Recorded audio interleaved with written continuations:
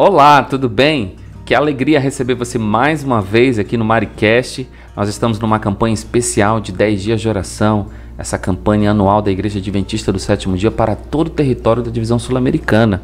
E nós aqui da comunidade do Espaço Novo Tempo Marizal estamos realizando um programa especial com o tema Rumo ao Lar.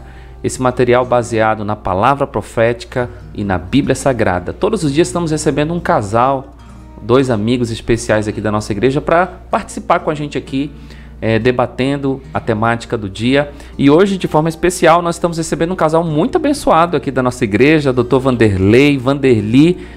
Como é que vocês estão? Tudo bem com vocês? Oi, pastor, nós estamos muito bem, graças a Deus.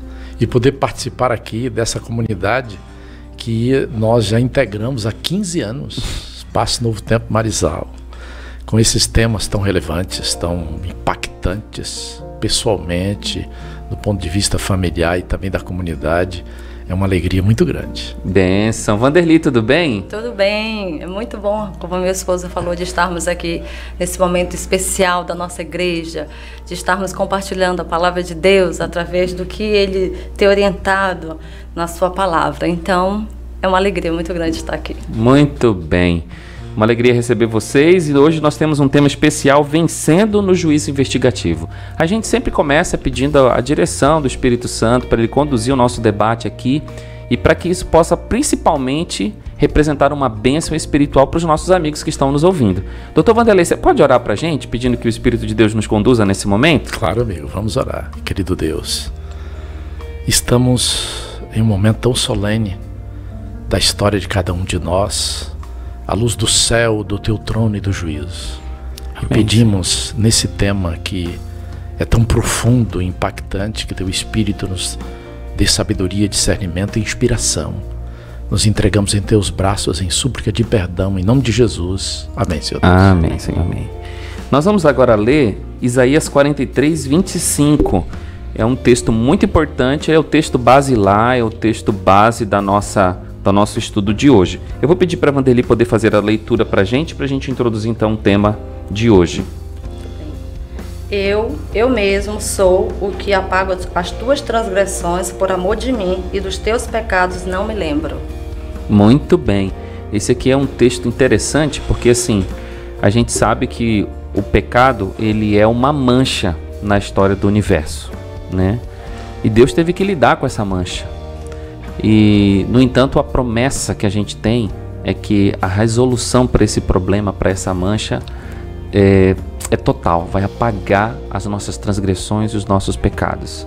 Mas isso tem um processo, né? Eu me lembro que quando eu era estudante universitário, a minha mãe me deu um tênis branco, Vanderli, e por alguma circunstância apareceu uma mancha amarela bem no dorso do meu tênis.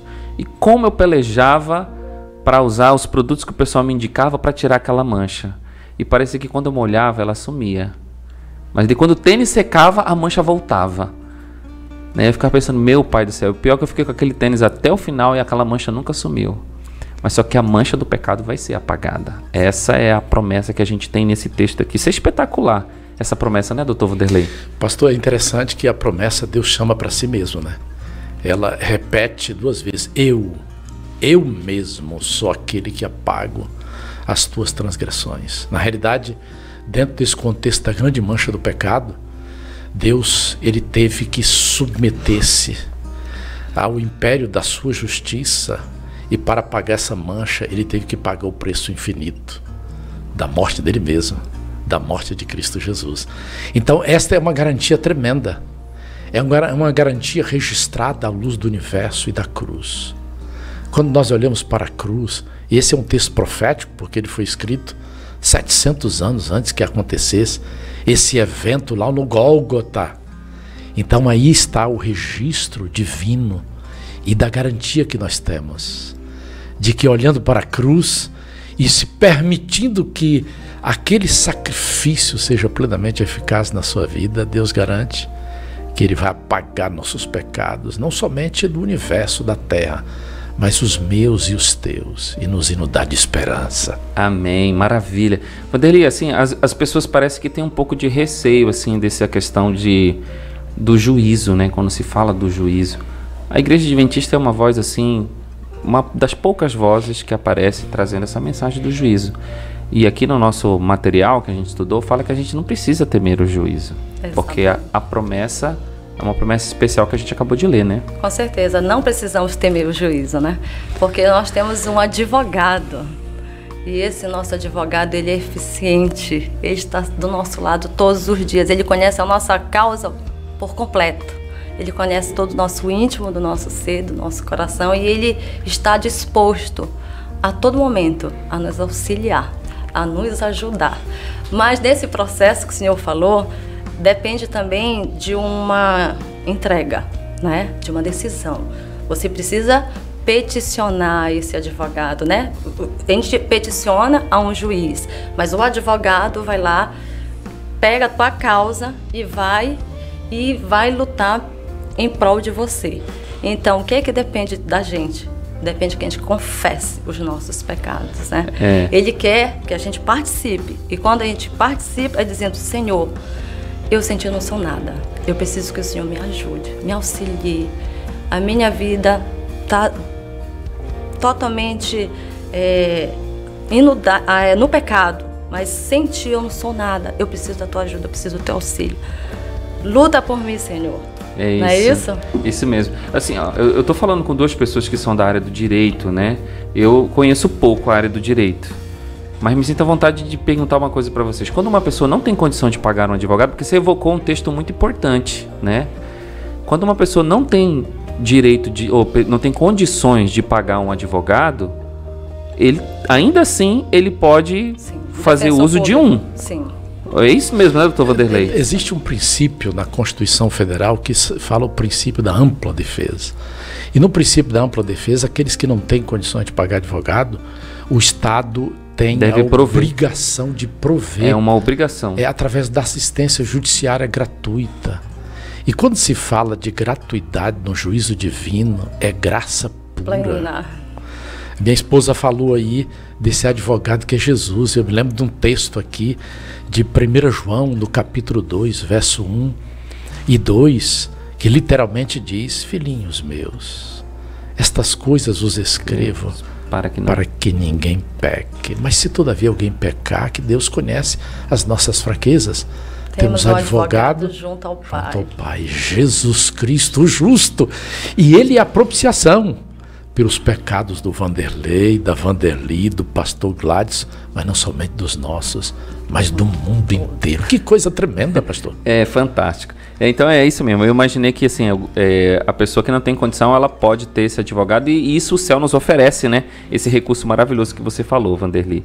Outro ponto que aparece interessante aqui é que, assim, dentro dessa questão de a gente estar perante o juiz, diz assim: Cristo defende sua causa e, mediante os poderosos argumentos do Calvário, derrota o acusador. Sua perfeita obediência à lei de Deus lhe deu poder no céu e na terra, e solicita seu Pai misericórdia e reconciliação para com o ser humano culpado. Então, assim, o diabo, ele tem a sua tese acusatória, né? E a gente sabe que uma das habilidades que o advogado precisa ter, aquele que está fazendo a intercessão precisa ter, ele precisa apresentar uma argumentação sólida, bem construída, com uma introdução, com o seu embasamento, com as suas conclusões. Mas a cruz, ele é esse argumento soberano apresentado, né?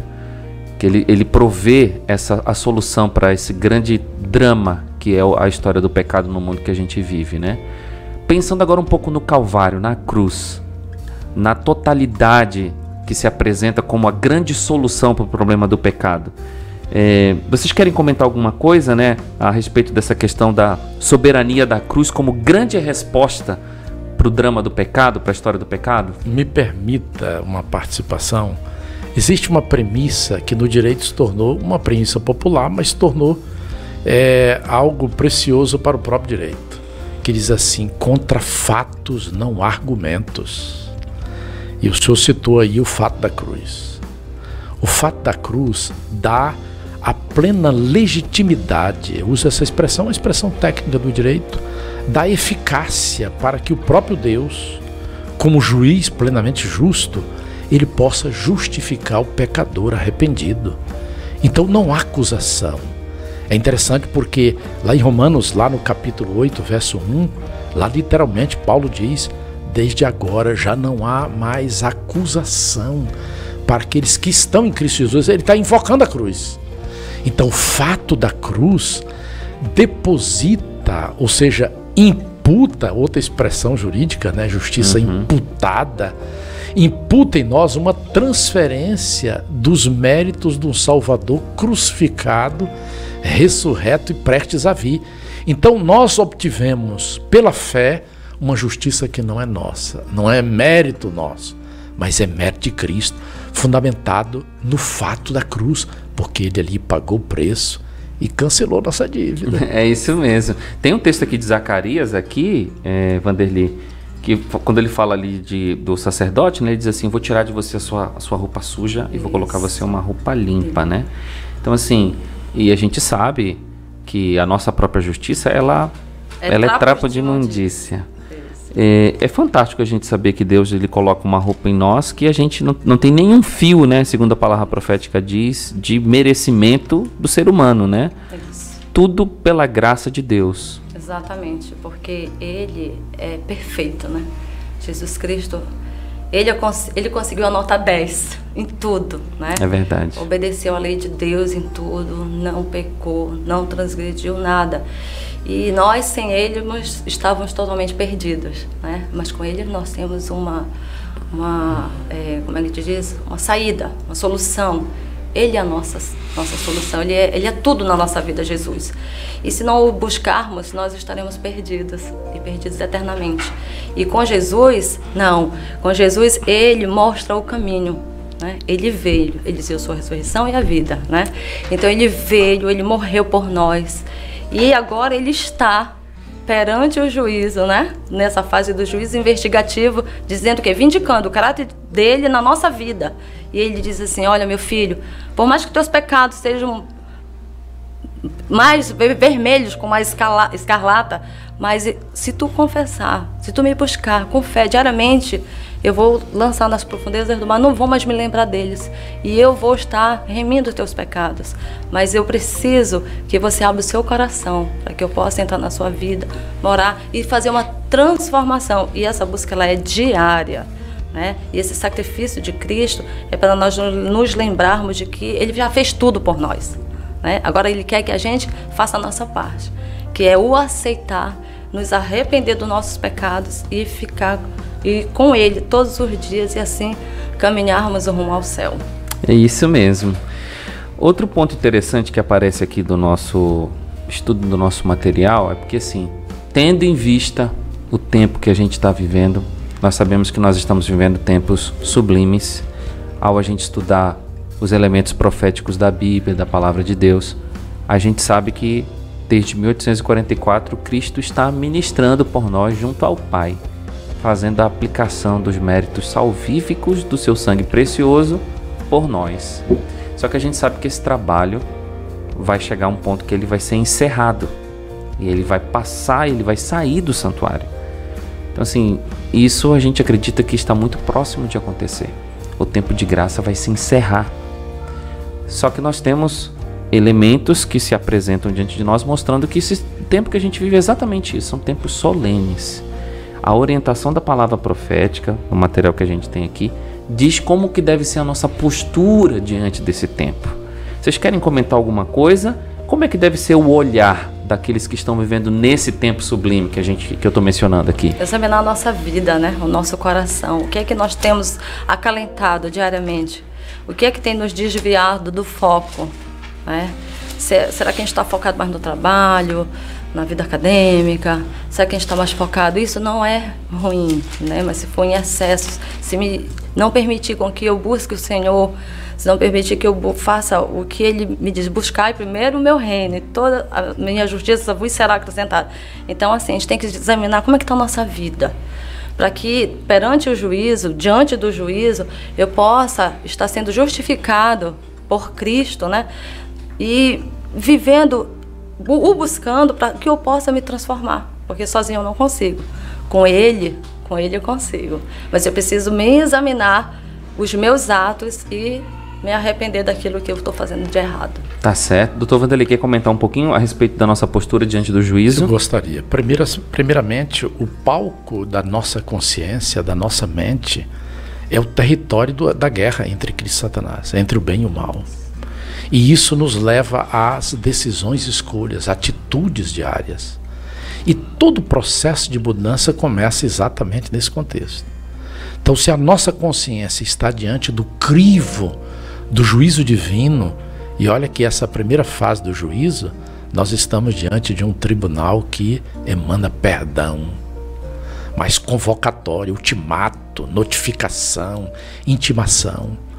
Então a postura é uma postura de autoexame, de autorreflexão, primeiro diante do preço que foi pago, a cruz, esse argumento poderoso de Deus. Olha o que diz o texto de João 3,16, porque Deus amou o mundo de tal maneira que deu seu Filho unigênito. Ao contemplar a cruz, isso necessariamente impacta a nossa consciência e nos mostra o preço que Deus pagou para que eu fosse resgatado, libertado e salvo. Isso me leva a uma postura agora, diante desse contexto, em termos de dignidade. Como viver com dignidade e responsabilidade à luz do preço que foi pago, para que a minha vida seja também um impacto redentivo para aqueles que estão ao meu redor. Eu gostaria de citar um texto aqui, que é um texto profético do apóstolo Pedro, em 2 Pedro, no capítulo 3, ele falando sobre a vinda do Senhor. Nós estamos falando sobre um juízo que ele antecede a segunda vinda de Cristo, portanto é um juízo pré-advento. E o texto de 2 Pedro capítulo 3, verso 11, ele fala como nós devemos viver, verso 11 a 13. Ele diz, visto que todas estas coisas hão de ser assim desfeitas, deveis ser tais como os que vivem santo procedimento e piedade, esperando e apressando a vinda do dia de Deus, por causa do qual os céus incendiados serão desfeitos e os elementos abrasados se derreterão. Nós, porém, segundo a sua promessa, esperamos novos céus e nova terra nos quais habita a justiça. A gente percebe claramente, à luz das Escrituras, que no juízo existe um processo de responsabilização. Só que o ponto central do juízo é que Deus, ele atrai para si o processo de responsabilização, que leva até a cruz.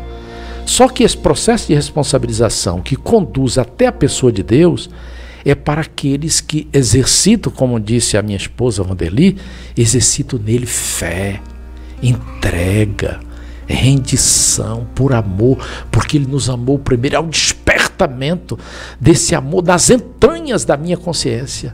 Aí me leva agora puxa, eu preciso viver como filho, invocando esse poder na minha vida, essa transformação para que os meus atos sejam agora atos de bondade, de piedade, de compaixão e misericórdia.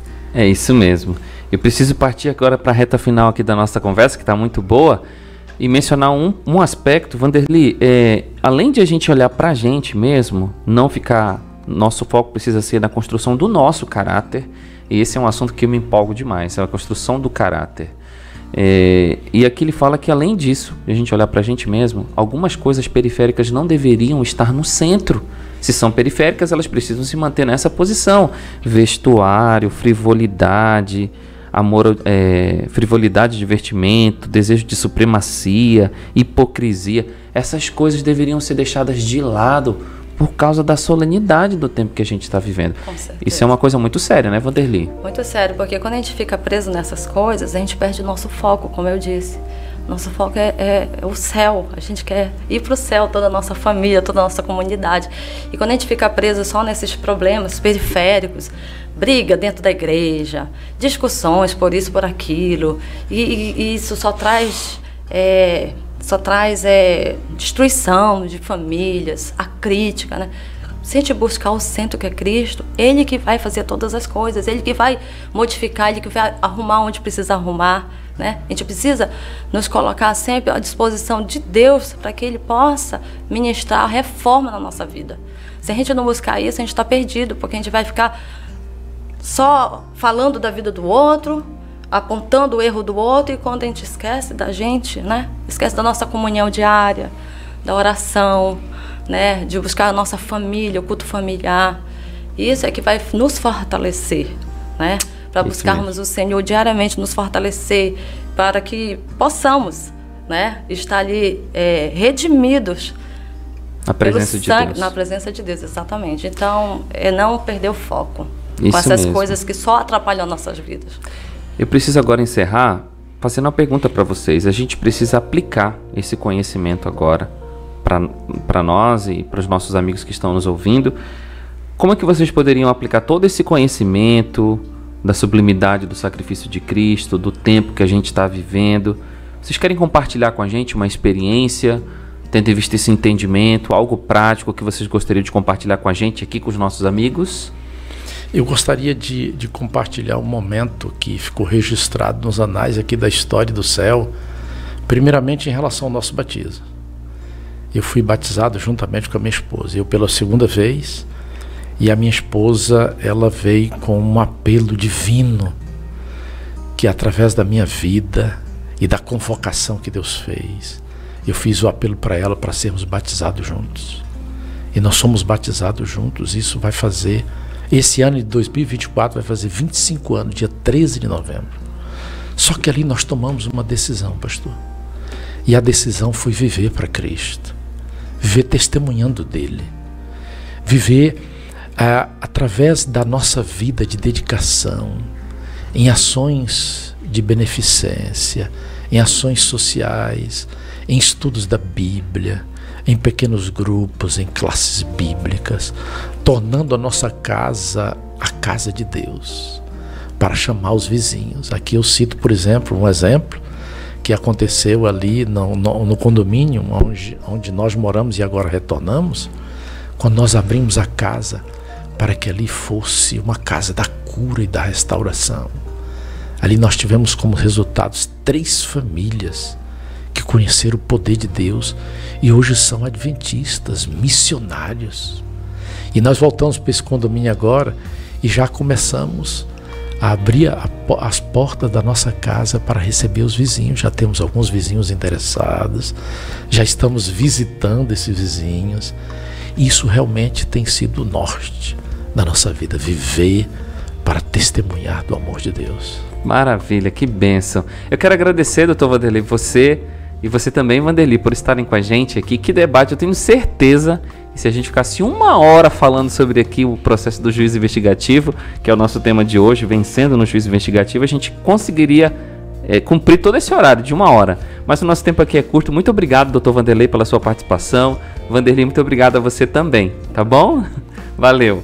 Amigos, nós queremos dizer para vocês que vem vindo aí o nosso 4º tema, Vencendo no Sofrimento. Vai ser maravilhoso a gente continuar nessa nossa caminhada rumo ao lar com esse material maravilhoso, baseado na palavra profética e também na palavra de Deus. Deus te abençoe e eu espero você. Até lá!